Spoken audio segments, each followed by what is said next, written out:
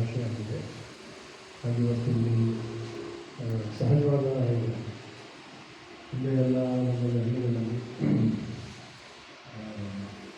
ಮನೆ ಕುಟುಂಬಕ್ಕೆ ಬರಬಾರ್ದು ಅಂತ ಕಷ್ಟವನ್ನು ಸಾಧಿಸ್ತಾ ಇದ್ದಾರೆ. ಈಗ ಅವರು ಹೆಚ್ಚಿನ ಎಲ್ಲರೂ ಹೇಳ್ತಾರೆ. ಆದರೆ ಅದನ್ನು ಕಷ್ಟನಾಗಿ ಮನೆಗೆ ಸಾಹಸಿಲ್ಲ. ಮುಂದೆ ಎಷ್ಟೋ ಮನೆಗಳು ಕಷ್ಟವನ್ನು ಸಾಹಸಿ ಮನೆಗಳನ್ನು ಬೆಳೀತಾರೆ. ಆನಂತರ ಮನೆ ಹೊರಗಡೆಯಿಂದ ನಾವು ನಿಮ್ಮ ಭಾರತೀಯ ಸಂಸ್ಕೃತಿಯಲ್ಲಿ ಪ್ರತಿಯೊಂದು ಆಚರಣೆಯನ್ನು ಅರ್ಥ ಮಾಡಿಕೊಂಡೇ ನಾವು ಆಚರಣೆ ಮಾಡಿದ್ದೇವೆ. ಅದನ್ನು ವೈಜ್ಞಾನಿಕವಾಗಿ ವೈಚಾರಿಕವಾಗಿ ಆಚರಣೆ ಮಾಡ್ತಕ್ಕಂಥ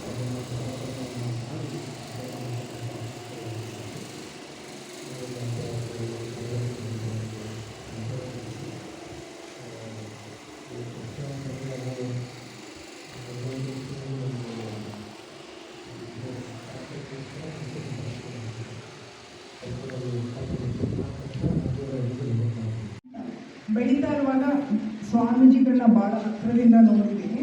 ನಾನು ಕಲ್ತ್ಕೊಂಡಿದ್ದ ಅವರಿಂದ ಏನಂದರೆ, ಯಾವಾಗಲೂ ಮಂದಹಾಸ ಅವ್ರ ಮುಖದಲ್ಲಿ ಇದ್ದೇ ಇರುತ್ತೆ. ಯಾವ ಟೈಮಲ್ಲೂ ಅವ್ರಿಗೆ ಕೋಪ ಅನ್ನೋದನ್ನು ಬಂದಿರೋದೇ ನಾನು ನೋಡಿಲ್ಲ. ಅಥವಾ ನಾನು ಚಿಕ್ಕವಳಾಗಿದ್ದರಿಂದ ನನ್ನ ಮುಂದೆ ಹಂಗಿರ್ತಾ ಇಲ್ಲ. ಬಟ್ ನಿಜವಾಗ್ಲೂ ನಾನು ಫಸ್ಟ್ ಟೈಮ್ ಸ್ಟೇಜ್ ಹತ್ತಿದಾಗ ಅವ್ರನ್ನ ಜ್ಞಾಪಿಸ್ಕೊಂಡೆ. ನಮ್ಮ ತಾತ ಬದುಕಿರುವಾಗ ನಾನು ಅಲ್ಲಿಗೆ ಸುಮಾರು ಸಲ ಹೋಗಿದ್ದೆ ಮತ್ತು ಪ್ರೋಗ್ರಾಮ್ಗಳಲ್ಲೆಲ್ಲ ನೋಡಿದ್ದೀವಿ. ಅವಾಗೆಲ್ಲ ಅನ್ನಿಸ್ತಾ ಇತ್ತು, ಹೇಗೆ ಇವ್ರು ಯಾವಾಗಲೂ ನಗ್ತಾ ಇರ್ತಾರೆ. ಯಾಕಂದರೆ ಎಲ್ಲ ಜನಗಳು ಯಾವುದಾದ್ರೂ ಒಂದು ಸಮಯದಲ್ಲಿ ಕೋಪ ಅನ್ನೋದು ಮಾಡ್ಕೋತಾರೆ. ಅಂಥದ್ರಲ್ಲಿ ಅಷ್ಟು ದೊಡ್ಡ ಒಂದು ಎಜುಕೇಷನ್ ಇನ್ಸ್ಟಿಟ್ಯೂಷನ್ನು, ಹಾಸ್ಪಿಟಲ್ ಎಲ್ಲನೂ ಕಟ್ಟಿದಾಗ ನಗ್ತಾ ಹೇಗೆ ಅದನ್ನೆಲ್ಲ ಸಂಭಾಳಿಸ್ಕೊಂಡು ಹೋಗ್ತಾರೆ ಅನ್ನೋದು ಒಂದು ನನಗೆ ಆಶ್ಚರ್ಯ ಆಗ್ತಾಯಿತ್ತು. ಈಗ ನಮಗೆ ಮೆಚುರಿಟಿ ಬಂದಾಗ ಅರ್ಥ ಆಗುತ್ತೆ, ಒಳಗಡೆ ಏನೇ ತಳಮಳ ಇದ್ರೂ ಮೇಲೆ ನಗ್ತಾ ಇದ್ದಷ್ಟು ಕೆಲಸಗಳು ಚೆನ್ನಾಗಿ ನಡೆಯುತ್ತೆ ಅನ್ನೋದು ಅವರಿಂದ ಕಲ್ತ್ಕೊಂಡಿದ್ದು.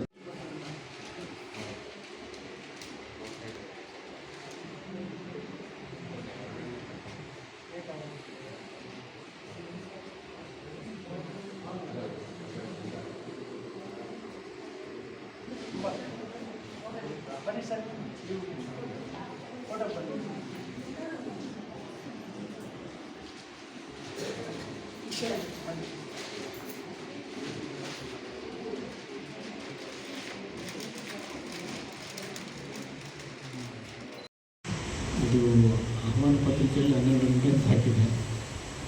ಪ್ರಸನ್ನವ್ರು ಬಂದಾಗ ಕಾರ್ಯಕ್ರಮಕ್ಕೆ ಬರಲಿಕ್ಕೆ ಸಾಧ್ಯ ಆಗಲ್ಲ, ಹಳ್ಳಿಯಿಂದ ಬಂದು ರಾಮನಗರಕ್ಕೆ ಹೋಗಬೇಕು ಅಂತ ಹೇಳಿದ್ವಿ. ಅವ್ರು ಆಗ್ಬೋದು ಅಂತ ಹೋಗಿದ್ರು.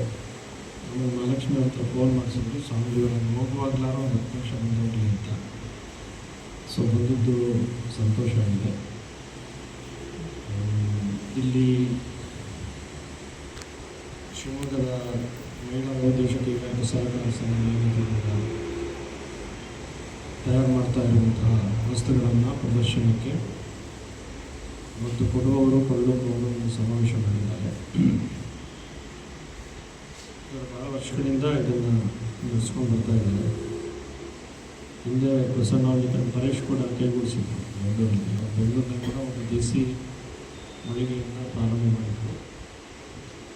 ಯಾವುದೇ ದೇಸಿ ಹೇಳಿದಾಗ ಯಾವುದೇ ದೇಸಿ ಉತ್ಪನ್ನ ಅದು ಆರೋಗ್ಯಕ್ಕೆ, ಅದು ದೈಹಿಕ ಚರ್ಮದ ಮೇಲಿನ ಆರೋಗ್ಯ ಇರ್ಬೋದು, ಶರೀರದ ಹೊರಗಿನ ಎಲ್ಲ ಆರೋಗ್ಯಕ್ಕೂ ಅದು ಅತ್ಯಂತ ಪರಿಣಾಮಕಾರಿಯಾಗಿತ್ತು. ಈಗ ನಮ್ಮಲ್ಲಿ ಆಹಾರವನ್ನು ತಯಾರು ಮಾಡಿ ಹೆಚ್ಚಿದ ಆಹಾರವನ್ನು ಮುಖ್ಯಲಿಟ್ಟು ತಿಂಗಳಿಗಟ್ಟಲೆ ಉಪಯೋಗ ಮಾಡುವಂಥದ್ದು ವಿದೇಶಗಳಲ್ಲಂಥ ಕಾಮನ್ ಇದು. ಆದರೆ ಆಹಾರ ನಿಯಮ, ಆಹಾರ ಉತ್ಪಾದನೆ ಅದು ಇಷ್ಟು ಗಂಟೆ ಒಳಗೆ ಅದನ್ನು ಆಹಾರ ಉಪಯೋಗಿಸಿದರೆ ಆರೋಗ್ಯಕ್ಕೆ ಉತ್ತಮವಾಗಿರುತ್ತೆ ಅಂತ ಆರೋಗ್ಯಶಾಸ್ತ್ರ ಹೇಳುತ್ತೆ. ಈಗ ನಮ್ಮಲ್ಲಿ ಹಿತಬುಕ್ ಅಂತೆಲ್ಲ ಇದೆ. ಹಿತಬುಕ್ ಅಂತ ಅಂದರೆ ಯಾವ ಕಾಲದಲ್ಲಿ ಯಾವುದು ಸಿಗುತ್ತೋ, ಅದು ಹಣ್ಣಿರ್ಬೋದು, ತರಕಾರಿ ಇರ್ಬೋದು, ಅದನ್ನೇ ಉಪಯೋಗಿಸಿದ್ರೆ ಅದು ಭಗವಂತ ಸೃಷ್ಟಿ ಮಾಡಿರುವಂಥದ್ದು ಮನುಷ್ಯನ ಆರೋಗ್ಯಕ್ಕೆ ಪೂರಕವಾಗಿ. ಈಗ ಮಾವಿನ ಹಣ್ಣು ಇರ್ಬೋದು, ಯಾವುದೇ ತರಕಾರಿ ಇರ್ಬೋದು, ಹಣ್ಣುಗಳಿರ್ಬೋದು, ಅದು ಆಯಾ ಕಾಲಕ್ಕೆ ಉಪಯೋಗಿಸಿದ್ರೆ ಮನುಷ್ಯನ ಆರೋಗ್ಯದಲ್ಲಿ ಸುಸ್ಥಿತಿಯಲ್ಲಿ ಇರಲಿಕ್ಕೆ ಸಾಧ್ಯ ಆಗುತ್ತೆ. ಈ ವರ್ಷದ ತುಂಬ ಎಲ್ಲ ಆಹಾರವನ್ನು ಎಲ್ಲರೂ ಉಪಯೋಗಿಸ್ಬೋದು ಆ ಥರ ಇದೆ. ಅದರಿಂದ ನಮ್ಮ ದೇಶೀಯ ಸಂಸ್ಕೃತಿಯಲ್ಲಿ ಹಳ್ಳಿ ಜನ ಯಾವಾಗಲೂ ಉತ್ತಮವಾದ ಆರೋಗ್ಯ ಇರ್ತಿತ್ತು ಅಂದರೆ ಅವ್ರು ಟ್ರೀಟ್ಮೆಂಟ್ ಕೊಡ್ತಿರಲಿಲ್ಲ, ಎಕ್ಸಾಮಿನೇಷನ್ ಇರ್ತಿರಲಿಲ್ಲ, ಯಾವುದು ಇನ್ವೆಸ್ಟಿಗೇಷನ್ ಇರ್ತಿರಲಿಲ್ಲ. ಬೆಳಿಗ್ಗೆ 4 ಗಂಟೆಗೆ ಎದ್ದು ಈಗೆಲ್ಲ ವಾಕ್ ಮಾಡ್ತಾರಲ್ಲ, ಹೋಗಿ ಕೃಷಿ ಭೂಮಿನಲ್ಲಿ ಬೇಸಾಯ ಮಾಡಿ ಸರ್ಕ ಮಹಿಳಾ ವಿದೇಶ ಸರ್ಕಾರಿ ಸಂಘದ ಅಧ್ಯಕ್ಷೆ. ನಾವು ಇವತ್ತು ಕೊಡುಕೊಳ್ಳುವ ಸಮಾವೇಶವಂತ ಮಾಡ್ತಾ ಇದ್ದೇವೆ. ಅದಕ್ಕೆ 3 ದಿನ ವಸ್ತು ಪ್ರದರ್ಶನ ಮತ್ತು ಮಾರಾಟ ಮೇಳವನ್ನು ಹಮ್ಮಿಕೊಂಡಿದ್ದೇವೆ. ಯಾಕಂತ ಹೇಳಿದ್ರೆ ನಾವು 100 ಮಂದಿಗೆ ಕೆಲಸ ಕೊಡ್ತಾ ಇದ್ದೀವಿ, ಅಂದರೆ 7-8 ಜಿಲ್ಲೆಗಳಲ್ಲಿ ಕೆಲಸ ಕೊಡ್ತಾ ಇದ್ದೀವಿ. ಆ ಕೆಲಸ ಕೊಟ್ಟಾಗ ಉತ್ಪಾದನೆ ಹೆಚ್ಚಾಗಲು ಮಾರಾಟನೂ ಅದೇ ಥರ ಆದ ಮಾತ್ರ ನಾವು ಕೆಲಸ ಕೊಡಲಿಕ್ಕೆ ಈಸಿ ಆಗುತ್ತೆ. ಹೆಚ್ಚು ಜನರು ಕೆಲಸ ಕೊಡುವ ಉದ್ದೇಶದಿಂದ ಮಾಡಿದ್ದೀವಿ, ನಾವು ಲಾಭ ಮಾಡಬೇಕು ಅನ್ನೋ ಉದ್ದೇಶದಿಂದ ಮಾಡಿಲ್ಲ. ಆ ಉದ್ದೇಶವಾಗಿ ಪ್ರತಿ ವರ್ಷವೂ ಉತ್ಪಾದನೆ ಹೆಚ್ಚಾದಂತೆ ಮಾರಾಟವೂ ಅದೇ ಪ್ರಕಾರದಲ್ಲಿ ಬೆಳೀತಾ ಬಂದಾಗ ಮಾತ್ರ ಕೆಲಸ ಕೊಡಲಿಕ್ಕೆ ಈಸಿಯಾಗುತ್ತೆ. ನಮ್ಮ ಲಾಭ ದೃಷ್ಟಿಯಿಂದ ಮಾಡ್ತಾ ಇಲ್ಲ. ನಾವು ಒಬ್ಬರು ಏನೋ ಒಂದು ರೂಪ ತೊಗೊಂಡು ಬಂದ್ರಂದರೆ 4 ರೂಪಾಯಿ ತೊಗೋಬೇಕೇ ವಿನಃ 4 ಒಂದು ತೊಗೋಬಾರ್ದು ಅನ್ನೋ ಉದ್ದೇಶದಿಂದ ಬೆಲೆನೂ ಸಹಿತ ನಾವು ನಾರ್ಮಲ್ ಉತ್ಪಾದನೆಯ ಒಂದು 5% ಮಾಡ್ತೀವಿ, ಪ್ಲಸ್ ಮಾಡಿದ್ದೀವಿ. ಅದರಿಂದ ಹೆಚ್ಚಿನ ಗ್ರಾಹಕರು ಕೊಡಬೇಕು. ಮತ್ತು ಇದು ಮಾಡ್ತಾ ಇರೋದ್ರಿಂದ ಇದು ನ್ಯಾಚುರಲ್ ಮತ್ತು ಹ್ಯಾಂಡ್ಲೂಮ್ದು ಆಗಿರೋದ್ರಿಂದ ಹೆಚ್ಚು ಜನಕ್ಕೆ ಕೆಲಸನೂ ಕೊಡ್ತೀವಿ ಮತ್ತು ಆರೋಗ್ಯಕ್ಕೆ ಉತ್ತಮವಾದ ಬಣ್ಣ ಇದೆ. ಮತ್ತು ಹತ್ತಿ ಬಟ್ಟೆ ಆಗಿರೋದ್ರಿಂದ ಯಾವ ಕಾಲದಲ್ಲೂ ಅದನ್ನು ಬಳಸ್ಬೋದು. ಯಾಕಂತ ಹೇಳಿದ್ರೆ ಬೆವರು ಉದ್ದಕ್ಕೆ ಸಹಿತ ಬರ್ತದೆ. ಮತ್ತು ಅಕಸ್ಮಾತ್ ಅದು ಹಾಳಾಯಿತು ಅಂತ ಹೇಳಿದ್ರು ಅದು ಮರುಬಳಕೆ ಬರ್ತದೆ. ಈಗ ಪ್ಲಾಸ್ಟಿಕ್ಕು ಅಥವಾ ಬೇರೆ ಇತರೆ ಬಟ್ಟೆಗಳಂದರೆ ಪರಿಸರದಲ್ಲಿ ಹಾಕ್ತೀವಿ, ಪರಿಸರಕ್ಕೂ ಹಾನಿ. ಅದು 3 ವರ್ಷ ಆಗಲಿ 10 ವರ್ಷ ಆದರೂ ಮಣ್ಣಾಗಲ್ಲ. ಅದು ಹಾಗೆ ಇರುತ್ತೆ. ಅಕಸ್ಮಾತ್ ದನಕರುಗಳು ಅದೇನಾದರೂ ತಿನ್ಕೊಂಡ್ರೆ ಅದು ಸಹಿತ ಅವ್ರು ಹೊರಗಡೆ ಹೊರಡಿಂದ ಅವು ಆರೋಗ್ಯ ಸಮಸ್ಯೆ ಉಂಟಾಗ್ತದೆ.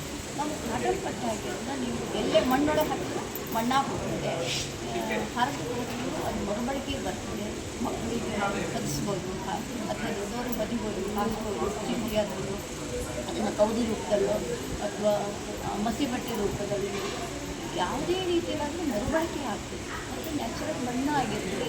ಆರೋಗ್ಯ ದೃಷ್ಟಿಯಿಂದಲೂ ಕೆಲವೊಂದು ಹಾರ್ಟ್ ಪ್ರಾಬ್ಲಮ್ ಇದ್ದರೆ ಮನುಷ್ಯರಿಂದ ಅದು ಏನಾದರೂ ಎಲ್ಲವೂ ಆಯುರ್ವೇದಿಕ್ ಬಣ್ಣವನ್ನು ಬಳಸಿ ನಾವು ಬಣ್ಣ ಮಾಡ್ತಾ ಇರೋದ್ರಿಂದ ನಮಗೆ ಆರೋಗ್ಯಕ್ಕೆ ಉತ್ತಮಕರವಾಗಿರ್ತದೆ. ಎಷ್ಟು ದಿನ ನಡೆಯುತ್ತೆ ಇದು 3 ದಿನ ಮತ್ತು 3 ದಿನ ನಡೆಯುತ್ತೆ. 10ಕ್ಕೆ ಮುಗಿಸ್ಕೊಂಡು ಮತ್ತೆ ನಾವು ಮರಳಿ ಗುಡಿಗೆ ಅನ್ನೋ ಥರ ಸಾಗರ ಹಿಡ್ಕೊಂಡು ಹೋಗ್ತೀವಿ. ನಮ್ಮ ಹೆಸರು ಮೇಡಮ್? ನನ್ನ ಹೆಸರು ಮಹಾಲಕ್ಷ್ಮಿ. ಇದು ಸಂಸ್ಥೆ ಸಂಸ್ಥೆ.